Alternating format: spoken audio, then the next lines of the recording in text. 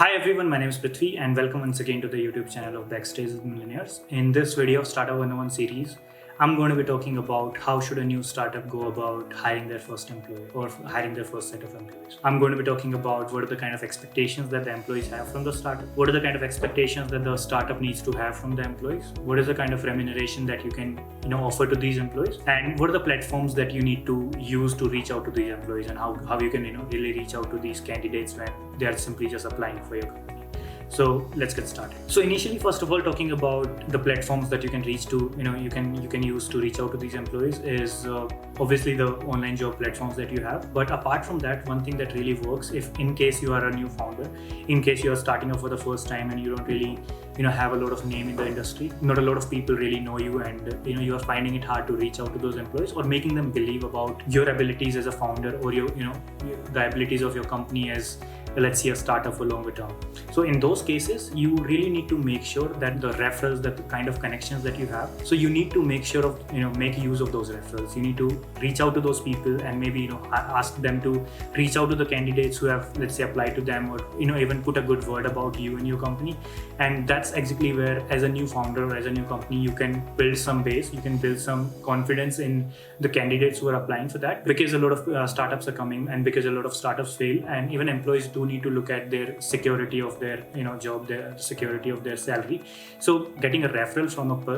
an established person really helps, and you need to just have a list ready that these are the people who are, let's say, in your industry, or these are the people who you know personally and who can help you. And that does really go far way in getting those employees apply to your company, and you can just take it forward from there. Talking about the second thing, like what is the kind of remuneration that you can offer to these people, what is the kind of remuneration, let's say, that these people are expecting from you. So one thing is certain, that everyone does expect a salary according to the market standards, like whatever their skills are, whatever is their experience like, and whatever the kind of background they're coming from. So everyone does expect a salary from on that front. So if in case you are a new company and you haven't really raised any money and you are not comfortable paying them the salary according to market standards, so in those kind of situations, one thing you can do is you can really offer them ESOPs. We spoke about ESOPs in the last video.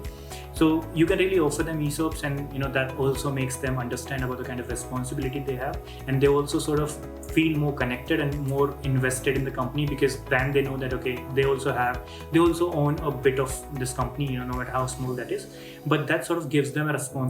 sense of responsibility, that they work with their 100% dedication towards building your company and making it grow big and big. So apart from that, the kind of expectations that you need to have from these employees, that's the third thing that I'm going to be talking about in this video.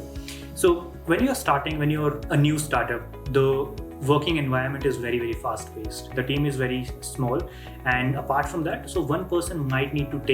take up more than one role. So let's say you have a developer who might even need to do a little bit of marketing, might even need to do a little bit of customer support if you are in the product market. And if you have someone in marketing, he or she might even need to do, let's say, some of the HR work or some of the admin work. So when the team is very small and the roles are not really defined, so in those situations, whenever you're hiring your first employee, because they are the makers or breakers of a startup, the hiring your first set of employees is very crucial in building your company, because that is the most important hiring that you do, and that's actually the only place where the founders or the main core team is involved. Because obviously, once you have a 50 or 100 people team, you have a dedicated HR department who does the hiring for you. So in the beginning, till the time the founders or the core team is involved, you need to make sure that you actually make the new employees understand about the kind of vision that the company has, about the kind of growth that the company expects, and because those are the people who are going to take up more responsibility once the company grows. So they have to be very clear about the kind of work culture you have, about the kind of expectations that are actually you are expecting out of them. So that is another thing that a lot of founders sort of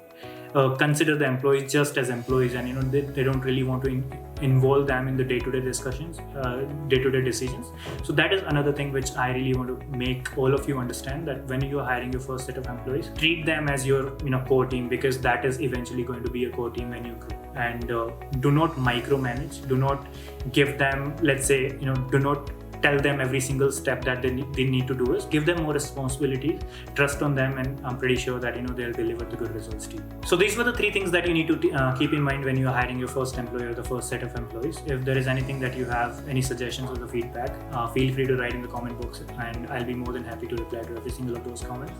If you think there's anyone who is just starting up and